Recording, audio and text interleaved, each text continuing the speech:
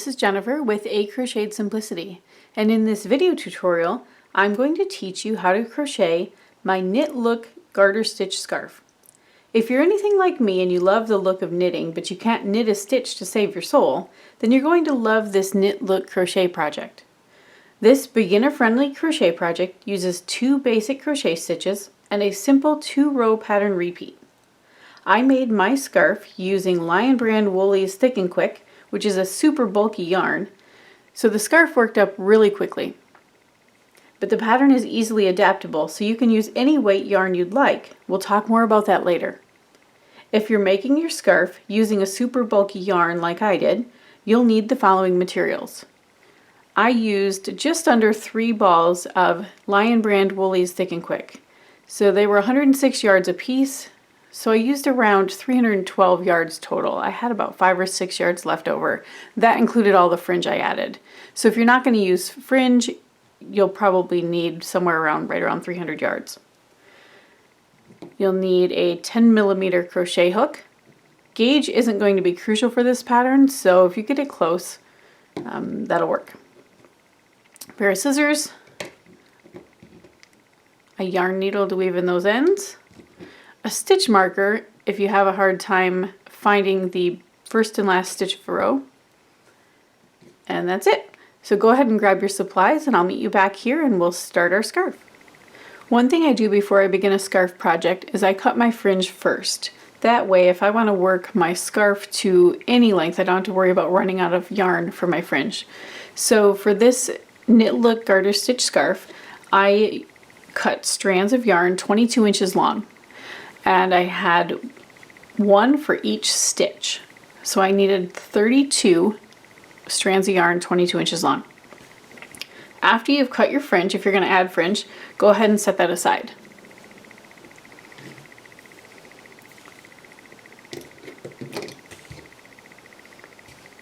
Now the next thing I do, because the scarf uses slip stitches, is I make sure I pull several yards of yarn from my ball or my skein and leave it lay loosely on the table or my lap.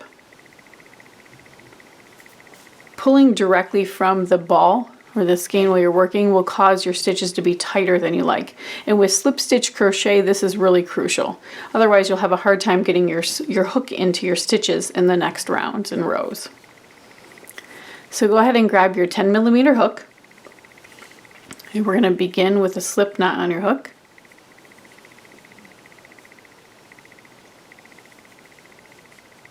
And our foundation chain for my scarf was 17.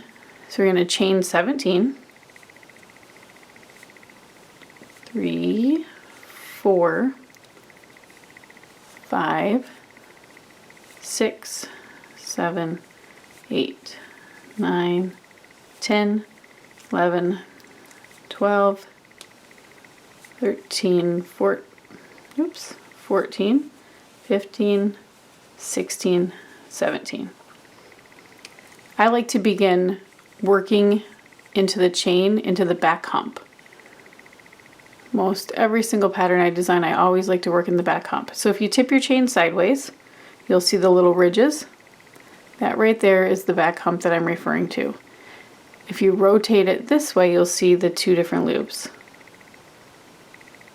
But on its side, you can see the hump. So I'm going to work a slip stitch into the second chain from my hook. So here's 1 and 2. So I'm going to work into the second chain and each chain across. So I have 16 stitches. So there's 1, 2, 3, 4, 5, 6, 7, 8, 9, 10, 11, 12, 13, 14, 15, and 16. Now for the remainder of the pattern, we're going to be working into the front loops and the back loops of the stitches. So to find the front loops, if you tip the top of your work towards you so you can see the two top loops, the loops that are closest to you are always going to be your front loops, and the loops furthest away from you are going to be your back loops. Then when you turn your work, they kind of switch positions. So still, these loops were the back loops in the previous row before you turned, but now they're your front loops, and these are your back loops. If you have a hard time finding that first stitch, then I recommend placing a stitch marker into the last stitch that you work. So for the next row, we're going to be working into the back loop only of the first stitch. So place a locking stitch marker into your front loop. Then when we chain one and turn, we can see really easily where our back loop is. This is the very first stitch you need to work into, and that's the back loop. So for row 2, we're going to chain one and turn, and we're going to work a back loop only slip stitch in each stitch across. So we'll have 16 slip stitches. Insert your hook, yarn over, pull up a loop, and pull it right through that loop on your hook. Now one of the biggest keys to slip stitch crochet is to keep your stitches loose. You want to make sure that as you're working, your stitches are the same size as the previous row. So the loops here should be the same size as the loops that you're working into. If they're smaller, then you need to increase your hook size, or even pull up slightly on the yarn before you complete the stitch. Pull up on the loop here to increase this loop just a tad. Insert your hook, yarn over, pull up a loop, and pull it through that loop. That'll help increase the size of your slip stitch.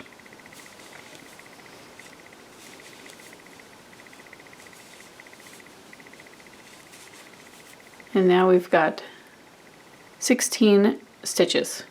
So again, if you want help finding that back loop, put a stitch marker into the front loop of the last stitch, chain one and turn, and then we know that's where we have to work our first stitch. So for row 3, we're going to work a back loop only slip stitch into the first 2 stitches.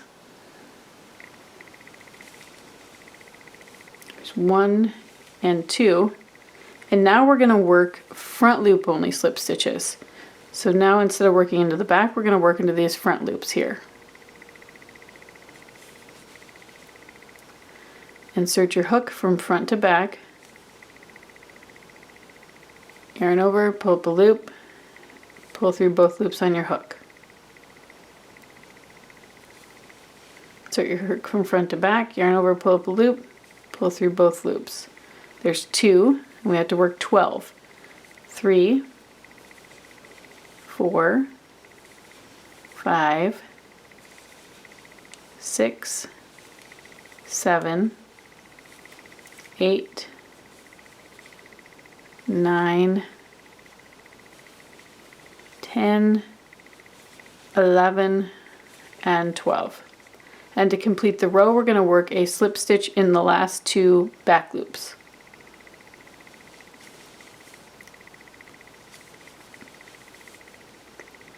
Again, if you need help locating the first stitch of the next row, place that stitch marker in the front loop only of the last stitch we worked.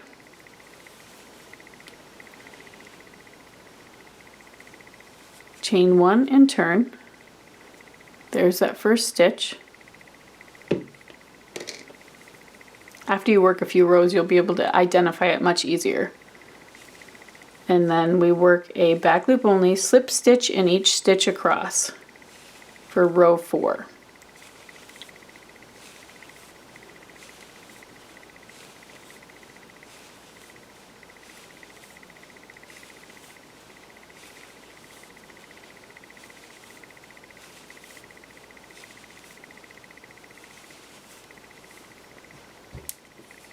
Now again, if you want to help locating that stitch, put a stitch marker into the front loop only of the last stitch, chain one and turn. So now we simply repeat rows 3 and 4 until your scarf is the length that you want it. Now most scarves are between 60 and 80 inches. I made mine 80 inches. Normally I make mine around 70, but I made it 80 inches because it's super bulky yarn and there's more bulk around the neck. So I wanted to make sure it was long enough. But keep in mind that your crochet stretches more than knitting, so your scarf will stretch out over time. So we're going to repeat of row 3. So we work into the back loop only, slip stitch into the first 2 stitches, 1, 2, and then a front loop only right here, slip stitch in each of the next 12. 1, 2, 3, 4, 5, 6, 7, 8, 9, 10, 11, and 12. And then a back loop only slip stitch in each of the last 2 stitches. After you work the first few rows, you can start to see that garter stitch stick out.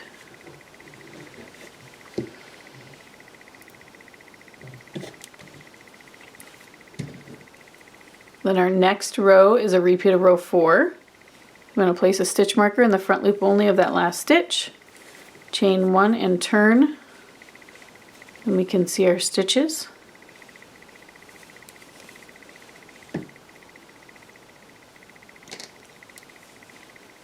And back loop only slip stitch in each stitch across. Now as you're working slip stitch crochet, if your stitches are just slightly larger than the loops you're working into, that's okay. That way at least you know that it'll be easy to get your hooks into for the next row, your work won't cinch in, as long as they're not smaller than the loops you're working into. They can't be double the size, but a little bit bigger is okay. So after you've worked a back loop only slip stitch in each stitch across, put a stitch marker in the front loop of that last stitch, chain 1 and turn.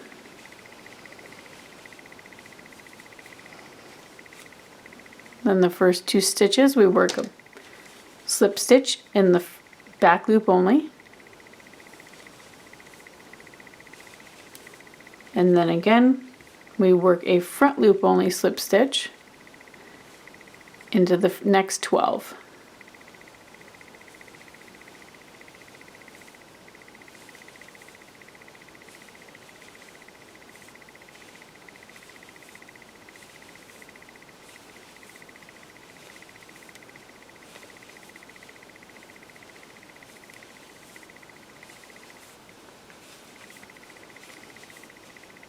And then we end the row with a back loop only slip stitch in the last 2.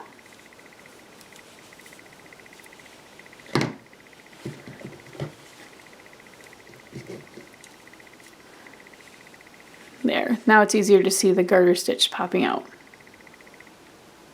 So that's all there is to working this scarf. Continue to repeat rows 3 and 4 until your scarf is the length that you want it. Now, if you want to adjust the width, my scarf is approximately 8 inches wide. If you want a narrower one, simply begin with a foundation chain that's less than 17. Just chain whatever width you like, 1 extra for your turning chain. If you'd like a wider scarf, increase your foundation chain. If you want to use a lighter weight yarn or a heavier weight yarn, you can easily do that.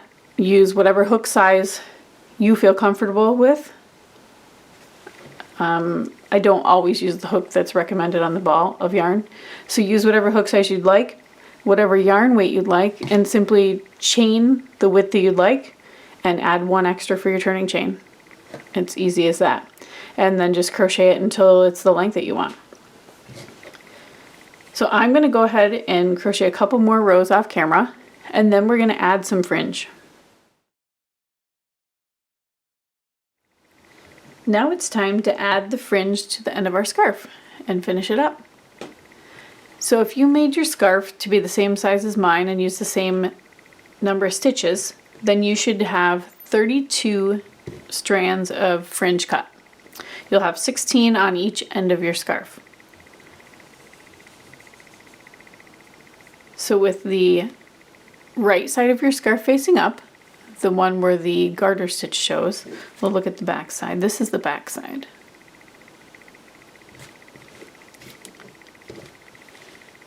So with the garter stitch facing up, I like to use a little bit smaller crochet hook. I have a 6mm here. Insert your hook from back to front into any stitch. I usually like to start at the left and work over. Fold your fringe in half, place it on the hook, and pull it through.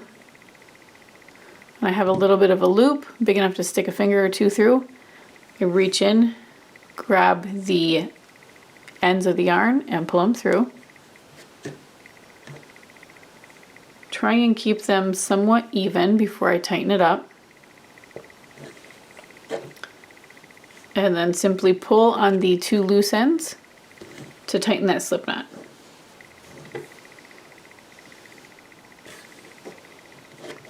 We'll do that one more time.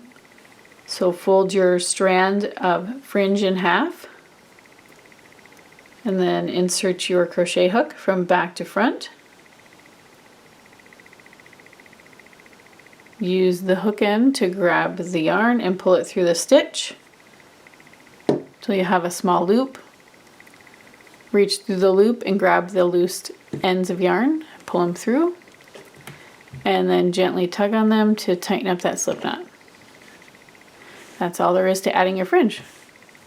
Now for mine, I wanted a little bit softer look and a little fuller fringe, so I separated the plies.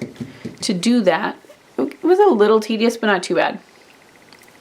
The Woolies likes to separate pretty easily.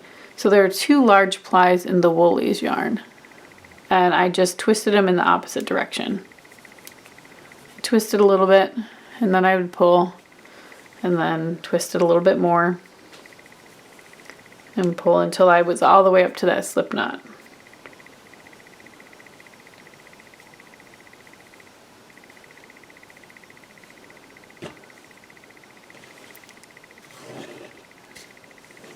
And that's it. And you can see it's a little kinky. Now if you don't want it as kinky as it turns out, then you can even take a steamer to it and then gently pull. Or you could block it if you'd like. I prefer the steamer, but that'll straighten it out a little bit. And that's it. After you've got them all, if you want to undo the plies, I would undo them first and then trim them all even, because as you undo them, some are going to be a little longer than others. And then trim your ends straight. And weave in all your ends, and you've got your scarf.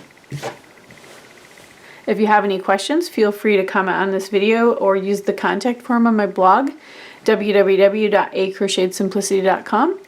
I hope that you've enjoyed this video tutorial, and I hope to see you back here for more. Have a great day.